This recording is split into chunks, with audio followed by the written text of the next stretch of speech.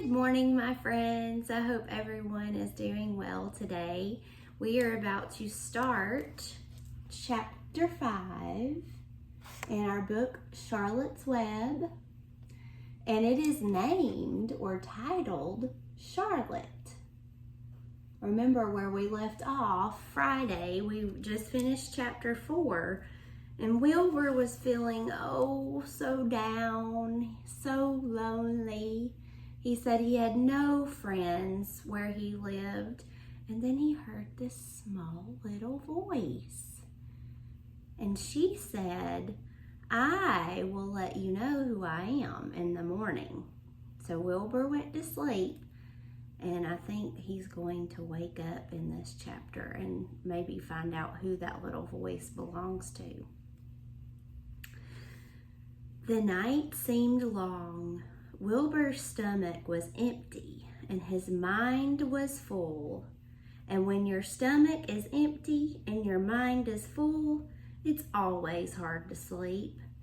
A dozen times during the night, Wilbur woke and stared into the blackness, listening to the sounds and trying to figure out what time it was. A barn is never perfectly quiet. Even at midnight, there is usually something stirring. The first time he woke, he heard Templeton gnawing a hole in the grain bin.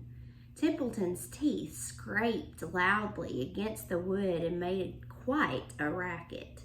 "That crazy rat," thought Wilbur. "Why does he have to stay up all night grinding his clashers and destroying people's property?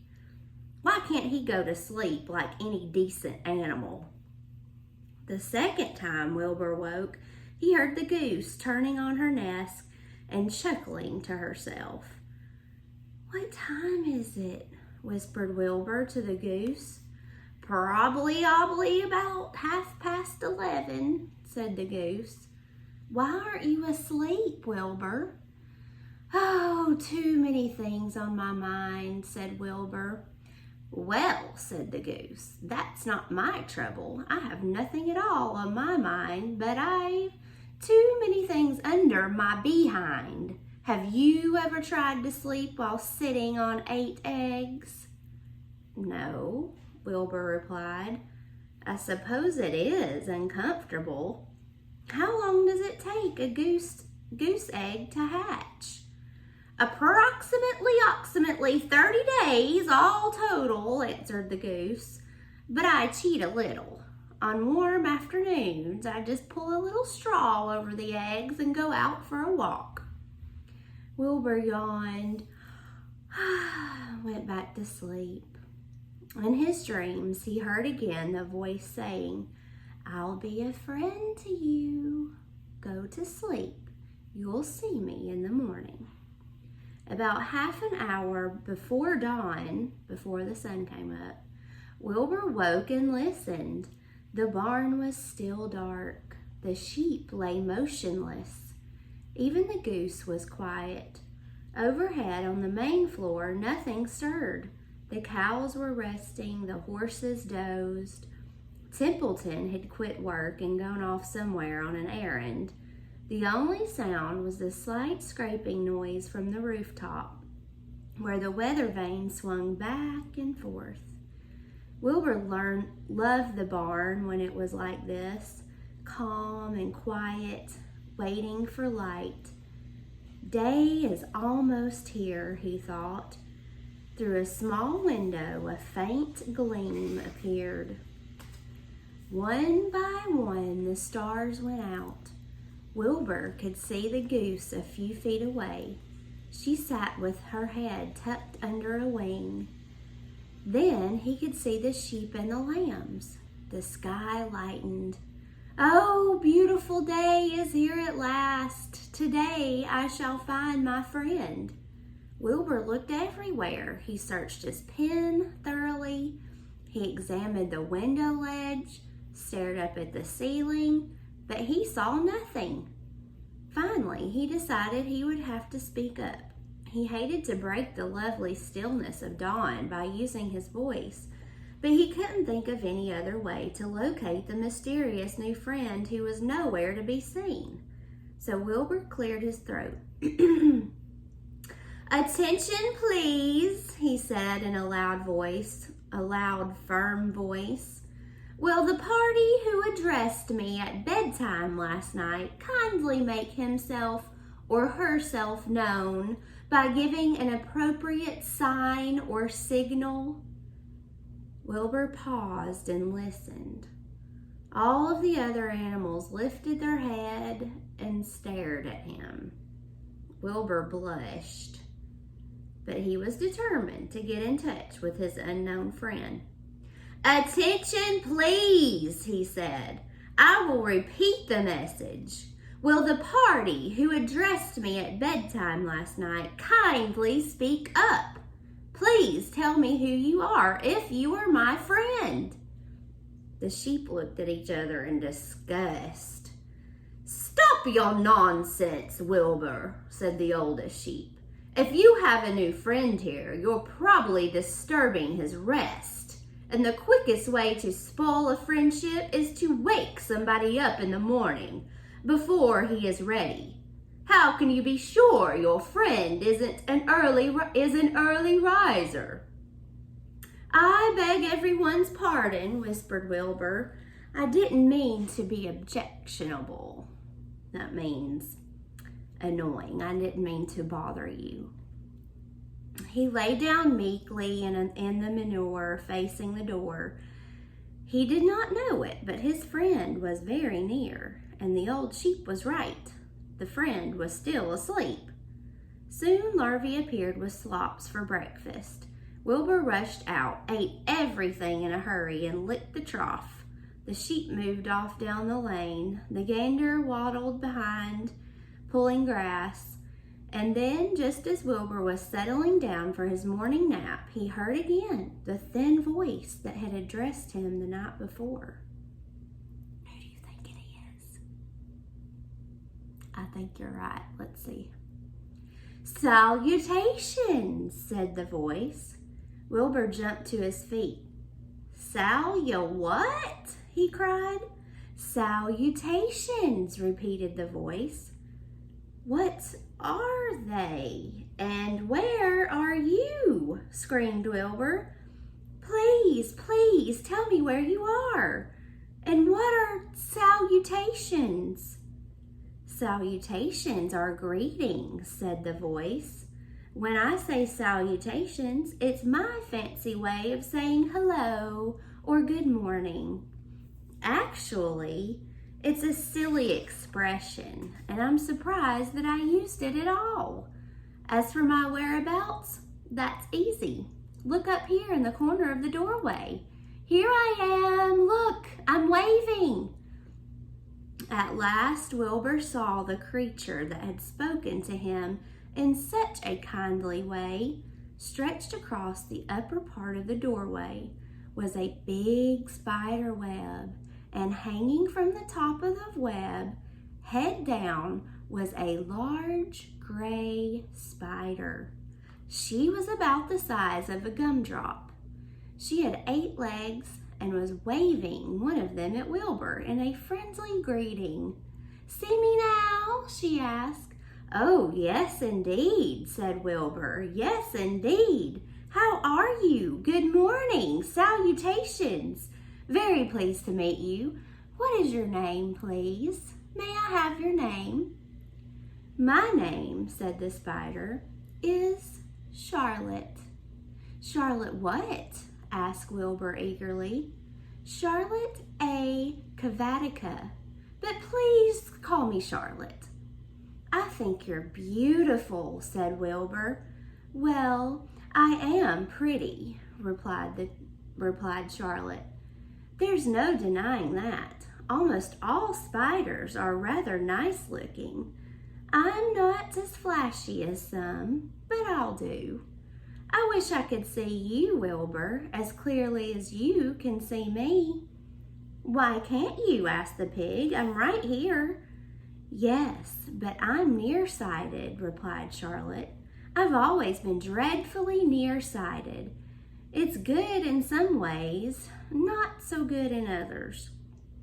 Watch me wrap up this fly. Nearsighted is she can see better up close than really far away. A fly that had been crawling along Wilbur's trough had flown up and blundered into the lower part of Charlotte's web and was tangled in the sticky threads. The fly was beating its wings furiously, trying to break loose and set itself free. Here's the picture of them where they first met. See Charlotte up there? Teeny tiny. And there's Wilbur. There's his trough where he eats. Looks like the sheep and the cows and the geese are outside the pen here. They're out there wandering around. First, said Charlotte, I dive at him. She plunged head first toward the fly. As she dropped, a tiny silken thread unwound from her rear end. Next, I wrap him up. She grabbed the fly, threw a few jets of silk around it, and rolled it over and over, wrapping it so that it couldn't move. There's another picture of her wrapping up her fly. Pretty cool, huh? Wilbur watched in horror. He could hardly believe what he was seeing. And although he detested flies, that means he did not like them at all, he was sorry for this one. There, said Charlotte. Now I knock him out so he'll be more comfortable. She bit the fly. He can't feel a thing now, she remarked. He'll make a perfect breakfast for me. You mean you eat flies? Gasped Wilbur. Certainly. Flies, bugs, grasshoppers, choice beetles, moths, butterflies, tasty cockroaches, gnats, midge, daddy longlegs, centipedes, mosquitoes, crickets, anything that is careless enough to get caught in my web. I have to live, don't I? Why, yes, of course, said Wilbur. Do they taste good?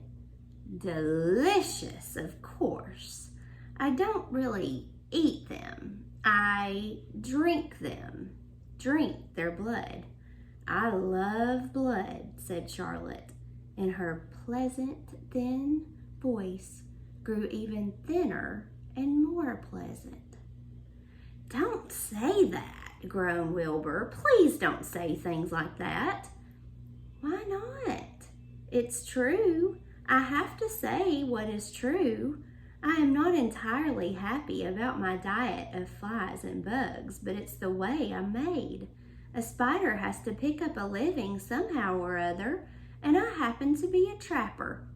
I just naturally build a web and trap flies and other insects. My mother was a trapper before me. Her mother was a trapper before her.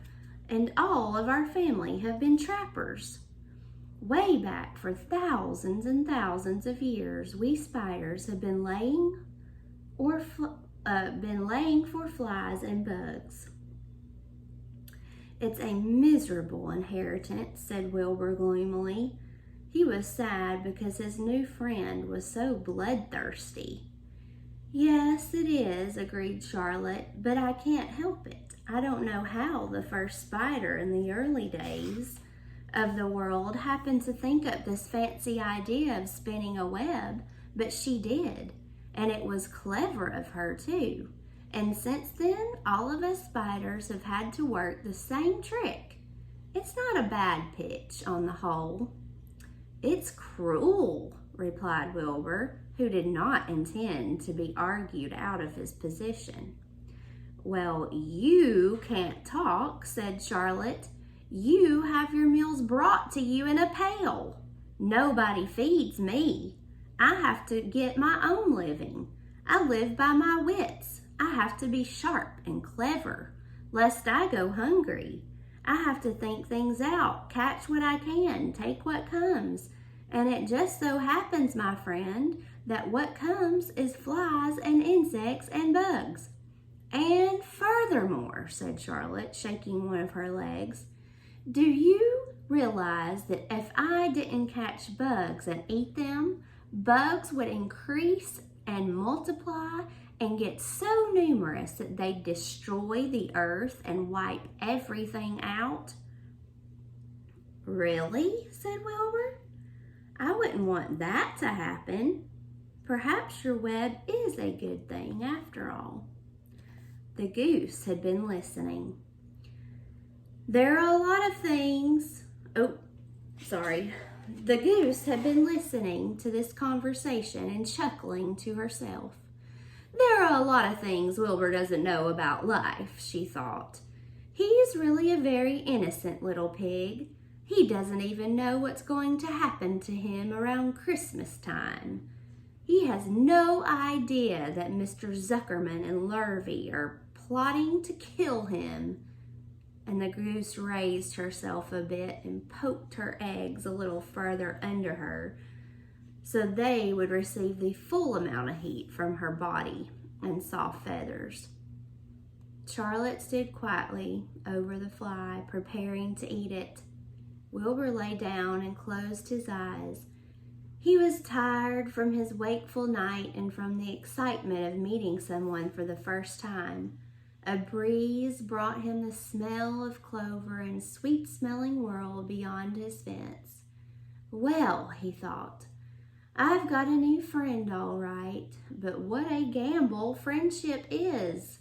Charlotte is a fierce, brutal, scheming, bloodthirsty, everything I don't like.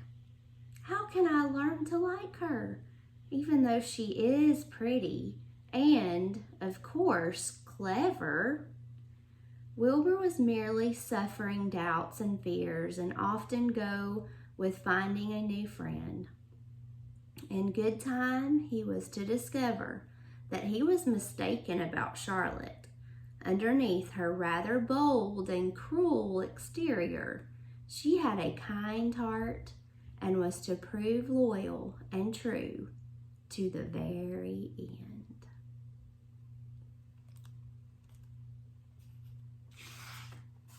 Next chapter, chapter 6, Summer Days. This week, as we read our book, I want you to be thinking of our setting. What is our setting? Think about that, and we'll talk about it tomorrow.